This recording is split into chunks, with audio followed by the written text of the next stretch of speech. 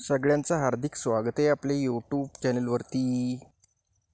ही अशी लहान लहान आकाराची जी मुळे असतात ती परिपक्व झाल्यानंतर मोठ्या आकाराची झाल्यानंतर त्याचबरोबर मुळ्याची जाडी जास्त झाल्यानंतर आपण त्याची काढणी या ठिकाणी करीत असतो व वरचं जे हिरवं पात असते ती गायींना खाण्यासाठी देत असतो व खालील जो भाग असतो तो खाण्यासाठी या ठिकाणी आहारामध्ये वापरत असतो।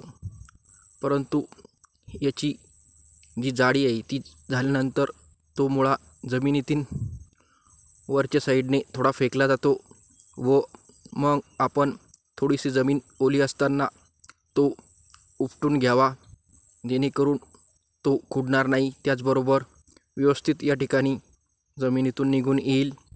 हे बघा, या ठिकाणी अशा प्रकारे आपण उपसल्यानंतर हा तरी थोडासा आकाराचा खुडला आहे, परंतु कोरडी जर जागा असली तर संपूर्ण आकारात खुडत असतो। धन्यवाद।